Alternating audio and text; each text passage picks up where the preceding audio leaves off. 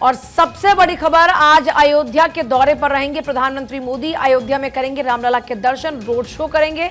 शाम के 7 बजे रामलला के दर्शन करेंगे पीएम मोदी। अयोध्या में रोड शो भी करेंगे प्रधानमंत्री मोदी। तो देखिए, रामलला की प्राण प्रतिष्ठा के बाद से लगातार आप देख रहे हैं कि एक तरफ जहां लाखों की तादाद में राम भक्त पहुंच रहे हैं, और इस बीच प्राण प्रतिष्ठा के बाद प्रधानमंत्री मोदी आज पहुंच रहे हैं रामलला के दर्शन के लिए। और देखिए, वाराणसी उनका खुद संसदीय क्षेत्र, लेकिन इससे पहले अयोध्या पहुंच रहे हैं और आज अयोध्या में उनका कई कार्यक्रम रहने वाले हैं। सबसे इंपॉर्टेंट रामलला के दर्शन, और रामलला के दर्शन के साथ ही प्रधानमंत्री मोदी शाम को रोड शो भी करेंगे। लता मंगेशकर चौक तक वो जो रोड शो है वो रहने वाला है, और इसको लेकर तैयारियां तमाम पहले से ही कर ली गई थी। तो प्रधानमंत्री मोदी के आगमन को लेकर पहले से ही तैयारियां तमाम कर ली गई थी। आज अयोध्या में रामलला के दर्शन करेंगे। इससे पहले वो तस्वीरें इस वक्त आप देख रहे हैं जब प्राण प्रतिष्ठा हुई थी, और प्राण प्रतिष्ठा के बाद आज पीएम मोदी पहुंच रहे हैं अयोध्या। अयोध्या में पीएम मोदी के आगमन को लेकर लगातार आप देख रहे हैं कि तैयारियां चल रही थी जोरों पर। 2 घंटे रामनगरी में रहेंगे पीएम मोदी, रामलला के दर्शन करेंगे, और फिर उसके साथ ही प्रधानमंत्री मोदी का रोड शो भी रहने वाला है। पीएम मोदी 2 घंटे राम की नगरी में रहेंगे। लगभग रामलला के दरबार में 15 मिनट वो रहने वाले हैं। जन्मभूमि में आराध्य के दर्शन पूजन के बाद रोड शो करेंगे। पीएम के आगमन के मद्देनजर हवाई अड्डे से बाहर निकलने के बाद सुल्तानपुर, अयोध्या और लखनऊ गोरखपुर हाईवे के दोनों किनारों का अयोध्या धाम तक बैरिकेडिंग से तमाम आप देख रहे हैं कि वहां पर इंतजाम किए गए हैं। और इसके अलावा बात की जाए, पीएम मोदी 5 मई को लगभग शाम 5:35 पर सीतापुर के धौरहरा हेलीपैड पर उतरने वाले हैं, और जो भी तक जानकारी मिल रही है उनका क्या कुछ रूट रहने वाला है। देखिए, यहाँ पर नवीन मंडी चौराहे से होते हुए गोरखपुर हाईवे की ओर बढ़ेगा उनका काफिला। हाईवे से महोबरा मार्ग पर चूड़ामणि चौराहे होते हुए टेढ़ी बाजार चौराहा आकर राम जन्मभूमि के गेट नंबर 11 से पीएम मोदी का प्रवेश होगा। हाईवे से जन्मभूमि गेट तक इस पूरे मार्ग पर बांसबल्ली की बैरिकेडिंग लगातार जारी है। एंटी स्मॉग गन की मदद से रास्ते के ओवरब्रिज और अन्य स्थानों को धूल रहित किया जा रहा है। मतलब पीएम मोदी के आगमन को लेकर तैयारियां पुख्ता की जा रही हैं। रामपथ पर भी दोहरी रेलिंग लगी हुई है। पीएम मोदी की सुरक्षा को लेकर तमाम चाक-चौबंद इंतजाम है। इटावा सीतापुर में जनसभा, अयोध्या में रोड शो करेंगे पीएम मोदी। 12:30 बजे इटावा लोकसभा के विधानसभा क्षेत्र में ग्राम ककराई पहुंचने वाले हैं। तो कुल मिलाकर पीएम मोदी आज सीधे तौर पर यह मानकर चलिए कि राम की नगरी में उनकी मौजूदगी होगी, लेकिन लगभग यूपी की 7 सीटों को साधने की कोशिश होगी। रामलला के दरबार में पहुंचेंगे, अपने आराध्य की पूजा करेंगे, रोड शो करेंगे, पार्टी की जीत को सुनिश्चित करेंगे। और ये माना जा रहा है, जो बीजेपी के अंदर खाने सोर्सेज बता रहे हैं, वो ये कि पीएम मोदी के आगमन के बाद यहां से और हवा बदलने वाली है। और वहीं गृह मंत्री अमित शाह भी आज आंध्र प्रदेश और तेलंगाना में करने वाले चुनाव प्रचार प्रसार। हिंदूपुर में सुबह 11:15 बजे कार्यक्रम होगा, अमित शाह का जनसभा को संबोधित करेंगे। इसके अलावा आदिलाबाद में दोपहर 3 बजे का कार्यक्रम होगा जनसभा का। निजामाबाद में 4:45 पर जनसभा को संबोधित करने का कार्यक्रम है। इसके अलावा मल्काजगिरी में भी शाम को 6:15 बजे अमित शाह जनसभा को संबोधित करेंगे। तो आज अमित शाह का आंध्र प्रदेश और तेलंगाना का दौरा है, और आज कई जनसभाओं को संबोधित करने का अमित शाह का कार्यक्रम आज होने वाला है। तो जो पूरी ताकत है वो झोंकी जा रही है, क्योंकि आज शाम से जो तीसरे चरण के चुनाव प्रचार का शोर है वो थम जाएगा, और उसके पहले तमाम जो दिग्गज है पूरी ताकत झोंकते हुए निजामाबाद में जनसभा को भी संबोधित आज करने वाले हैं अमित शाह। हिंदूपुर में करने वाले जनसभा को संबोधित, और इसके अलावा आदिलाबाद में भी जनसभा को संबोधित करेंगे। मल्काजगिरी में भी जनसभा को संबोधित करने का शाम के 6:15 बजे का ये कार्यक्रम है। तो बैक टू बैक कई जनसभाएं जिसमें अमित शाह मौजूद रहेंगे। इसके पहले भी आपने देखा होगा, अमित शाह एक दिन में 2-2, 3-3 राज्यों के दौरे लगातार कर रहे हैं। कई जनसभाओं के संबोधित वो कर रहे हैं। खुद प्रधानमंत्री मोदी की बात करें तो वो भी लगातार चुनाव प्रचार प्रसार में जुटे हुए हैं।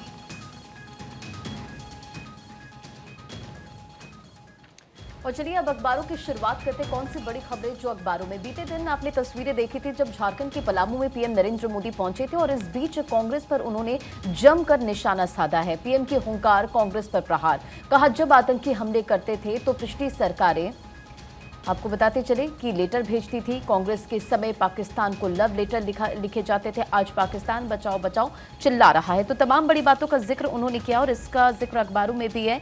और प्रधानमंत्री नरेंद्र मोदी ने तमाम बड़ी बातों का जिक्र करने के साथ साथ कांग्रेस को जमकर घेरा। राम मंदिर का भी उन्होंने जिक्र किया, 370 हटाई गई, इसे लेकर भी उन्होंने जिक्र किया। जम्मू पर क्या कुछ उन्होंने कहा, सुनाते हैं। देश आजाद हुआ, जम्मू कश्मीर में आए दिन खतरे की घंटी बजती रहती थी। जम्मू कश्मीर का क्या होगा चिंता रहती थी। बम धमाके, गोला बारूद कश्मीर से वही सुनाई देता था। आपके एक वोट की ताकत देखिए। आपने जम्मू कश्मीर देखा भी नहीं होगा, लेकिन आपके वोट की ताकत देखिए। जो 370 की दीवार थी, आपके इस वोट ने 370 की 370 की उस दीवार को जमीन दोस्त करके जमीन में गाड़ दिया। तो देखिए, प्रधानमंत्री नरेंद्र मोदी को आप सुन रहे थे। इस बीच दरभंगा से भी प्रधानमंत्री नरेंद्र मोदी ने विपक्ष के ऊपर हमला किया। विपक्ष पर अब तक का सबसे तीखा प्रहार पीएम के द्वारा किया गया। गोधरा कांड का जिक्र करते हुए प्रधानमंत्री ने सवाल पूछा कि कार सेवकों को किसने जलाया। ये बड़ा सवाल पीएम के द्वारा किया गया। लालू पर लगाया आरोपियों को बचाने की कोशिश का आरोप, और ऐसे तमाम आरोप यहां पर विपक्ष के ऊपर प्रधानमंत्री नरेंद्र मोदी लगाते हुए नजर आए। और क्या कुछ दरभंगा के यहां पर जनसभा को संबोधित करते हुए पीएम ने कहा, आपको सुनवाते हैं। जब गोधरा में कार सेवकों को जिंदा जलाया गया था, तब रेल मंत्री ये शाहजादे के बेटे थे जो सजा काट रहे हैं और जमानत पे घूम रहे हैं। उन्होंने दोषियों को बचाने के लिए सुप्रीम कोर्ट के एक जज की कमेटी बनाई, बेनराजी कमेटी, और उससे ऐसा रिपोर्ट लिखवाया कि 60 कार सेवकों को जलाने वाले निर्दोष छूट जाए। लेकिन ये रेल मंत्री जो अभी जेल में जिंदगी गुजारने के लिए मजबूर है, जमानत पे घूम रहे हैं, अदालत ने उनके इस रिपोर्ट को कूड़े कचरे में फेंक दिया। तो देखिए, पीएम मोदी ने दरभंगा से सीधे तौर पर मिथिलांचल को साधने की कोशिश की और इस बीच जमकर विपक्ष पर बरसे। उन्होंने कहा कि जनता के बीच खड़े कुछ लोग पीएम मोदी का पुतला बनाकर लाए हैं। पीएम मोदी ने पुतले की तारीफ भी की और पुतला बनाने वालों को धन्यवाद भी कहा। पिछले कुछ बारी से हम देख रहे हैं कि लगातार पीएम मोदी के कार्यक्रम में कुछ इस तरह की तस्वीरें सामने आ रही हैं। जो लोग भी पीएम मोदी को इतना प्यार दिखा रहे हैं, पीएम मोदी लगातार उनके प्यार की सराहना भी करते हैं और कहते हैं कि आपके प्यार के कारण मेरा सेवा भाव और बढ़ जाता है। ये तस्वीर आप देखिए, पीएम मोदी का पुतला लेकर कुछ लोग पहुंचे हैं और पीएम मोदी ने भी फिर इस पुतले का जिक्र किया। जरा सुनिए।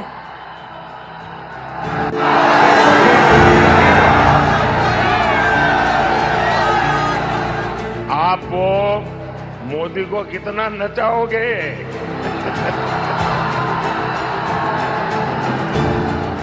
वो एसपीजी वालों को कहिए वो मोदी को कब्जा कर ले।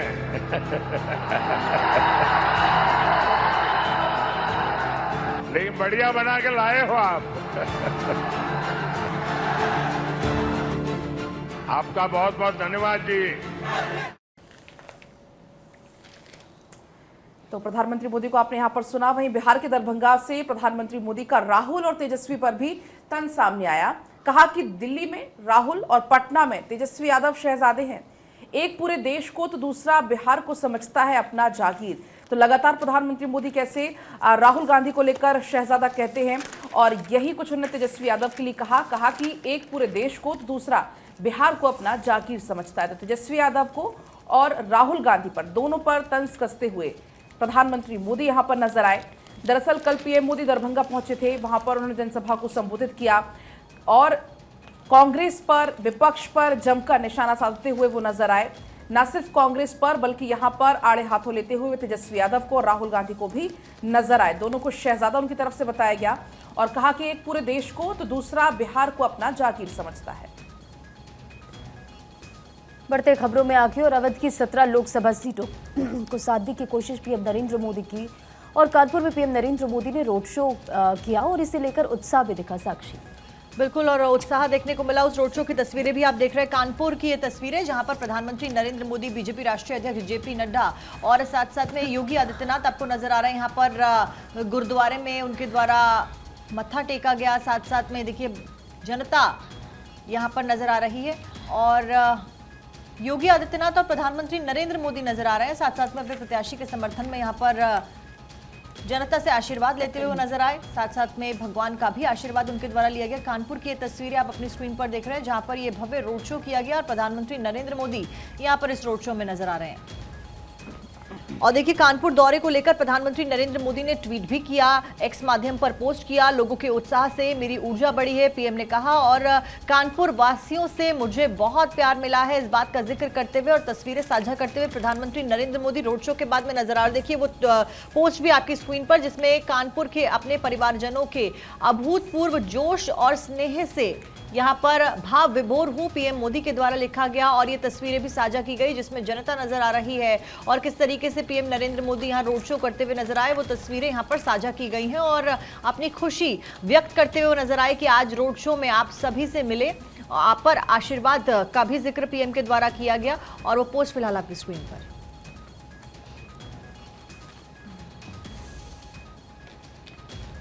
और देखिए पीएम मोदी की लगातार जनसभा चल रही। बिहार के बाद सीधे उत्तर प्रदेश में पहुंचे, कानपुर में जनसभा हुई और मोदी मौज नहीं मिशन के लिए आए। इन बातों का जिक्र करते हुए पीएम मोदी ने कहा कि देश के बच्चे ही मेरे वारिस हैं, अपनी विरासत में विकसित भारत देकर जाऊंगा।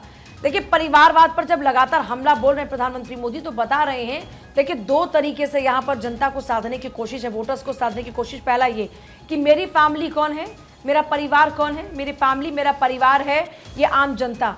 एक तरफ विपक्ष के नेताओं का वो बयान याद होंगे जब कहा था कि मोदी का कोई परिवार नहीं, जिसके बाद मेरा परिवार जनता है और मेरा जो वारिस है वो ये जनता है, युवा है, और उनको विरासत में क्या मिलेगा, विकसित भारत। जरा सुनिए पीएम मोदी का बयान। साथियों, याद करिए कांग्रेस के समय क्या हाल था। यहां बम फूटते थे, आतंकवादी गोलियां चलाते थे, निर्दोषों को मौत के घाट उतारते थे और दिल्ली की सरकार पाकिस्तान को लव लेटर भेजती थी। लव लेटर, अमन की आस लगाती थी, अमन की आस। पाकिस्तान जितने लेटर जाता थे उससे ज्यादा आतंकी भेजता था और बम गोले लेकर वो देश में खून की होली खेलते थे। और जब आपने एक वोट दिया ना, उस वोट ने मुझ में इतना दम भर दिया, इतना दम भर दिया, मैंने आते ही कह दिया इनफ इज इनफ, बहुत हो चुका है, अब ये खेल नहीं चलेगा। मां भारती का अपमान नहीं सहूंगा, निर्दोषों को नहीं मारने दूंगा।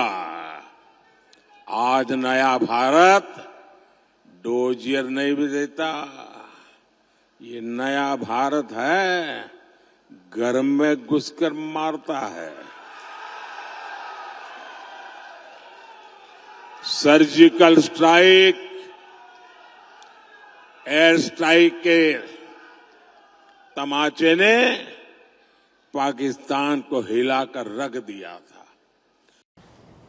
एक तरफ जहां प्रधानमंत्री मोदी आक्रामक मोड में लगातार नजर आ रहे हैं, दूसरी तरफ अमित शाह की अगर हम बात करें तो उन्होंने भी INDIA गठबंधन पर जमकर निशाना साधा। उन्होंने कहा कि पहले की सरकार में भ्रष्टाचार होता था, बीजेपी पर करप्शन का कोई आरोप नहीं है। आपका वोट मोदी जी को पीएम बनाएगा, मोदी जी को पीएम बनाने से आतंकवाद खत्म होगा। तो ये तमाम बड़ी बातों का जिक्र अमित शाह की तरफ से किया गया। दरअसल कल अमित शाह दमन और दीव भी पहुंचे थे, वहां पर उन्होंने जनसभा को संबोधित किया और तमाम इन बड़ी बातों का जिक्र करते हुए इंडी गठबंधन को आड़े हाथों लिया और साफ तौर पर कहा उन्होंने कि पहले की सरकार में भ्रष्टाचार काफी ज्यादा होता था, लेकिन बीजेपी पर करप्शन का कोई भी आरोप नहीं।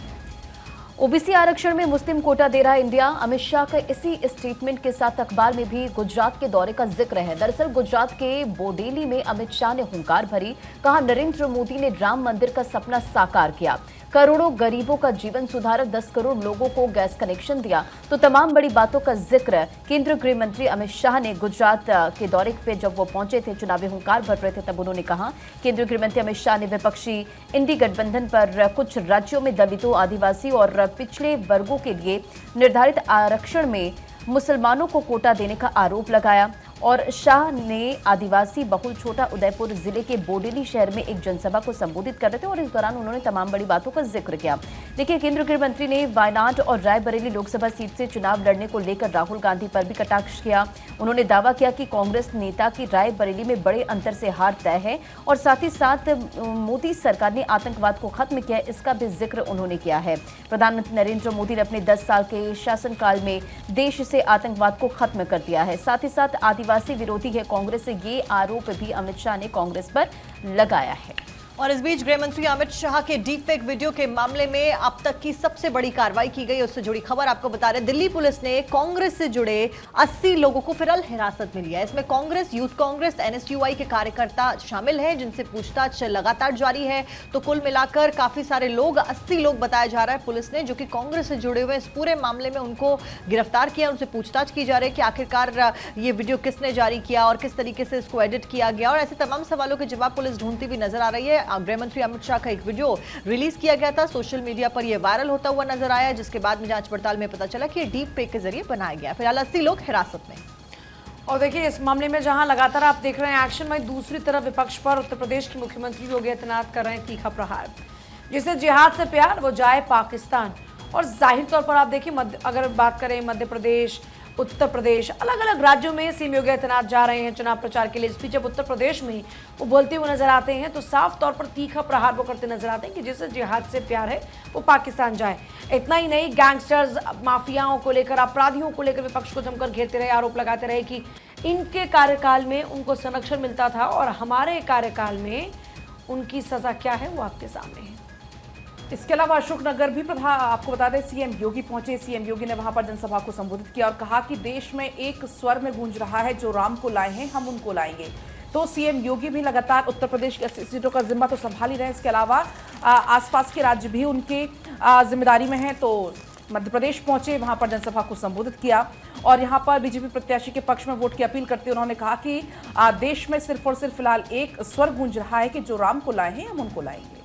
बढ़ते हैं आगे और देखिए, अशोकनगर में सीएम योगी ने कांग्रेस पर भी जमकर निशाना साधा है। आरक्षण में सीन लगाना चाहती है कांग्रेस और कांग्रेसी गोकशी को बढ़ावा दे रही है।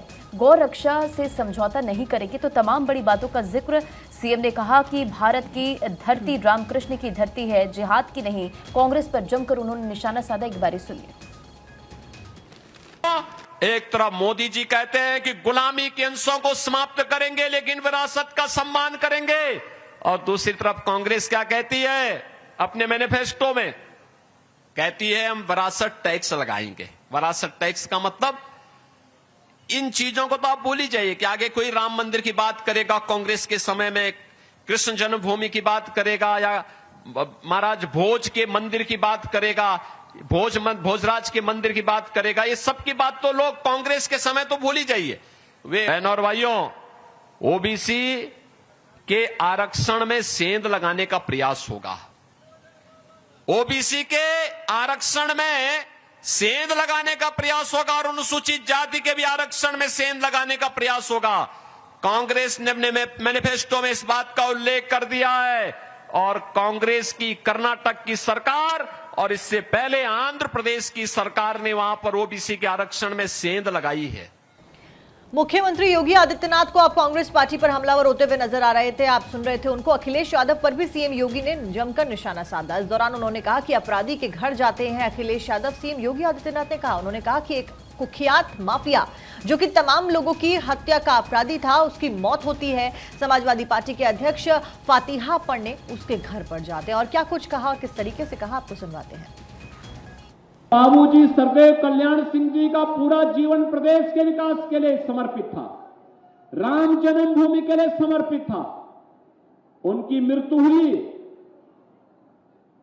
समाजवादी पार्टी के लोगों ने एक भी शब्द संवेदना के व्यक्त नहीं किए। जबकि मुलायम सिंह जी की मृत्यु हुई थी, मैं स्वयं, मेरे प्रदेश अध्यक्ष हम लोग उनके गांव गए थे, श्रद्धांजलि देने के लिए गए थे, क्योंकि वो पूर्व मुख्यमंत्री थे। लेकिन सरदेव बाबूजी कल्याण सिंह जी का निधन हुआ, समाजवादी पार्टी ने एक भी शब्द नहीं व्यक्त किया। बहनों और भाइयों, वही अभी हाल ही में एक कुख्यात माफिया जो तमाम लोगों की हत्या का अपराधी था, उसकी मौत होती है और समाजवादी पार्टी के अध्यक्ष वहां फतिया पढ़ने के लिए उसके घर जाते हैं। सरकार ने प्याज निर्यात से बैन को हटाया है। 1000 किलो प्याज 45,800 से कम में नहीं बेच सकेंगे। प्याज पर 40% एक्सपोर्ट ड्यूटी भी लगेगी। पिछले साल दिसंबर में सरकार ने प्याज के एक्सपोर्ट पर बैन लगाया था। उस वक्त प्याज की कीमत 70 से 80 रुपए पहुंच गई थी। लोकसभा चुनाव से जोड़कर देखा जा रहा है फैसला। विपक्ष ने कहा इससे कोई फायदा नहीं।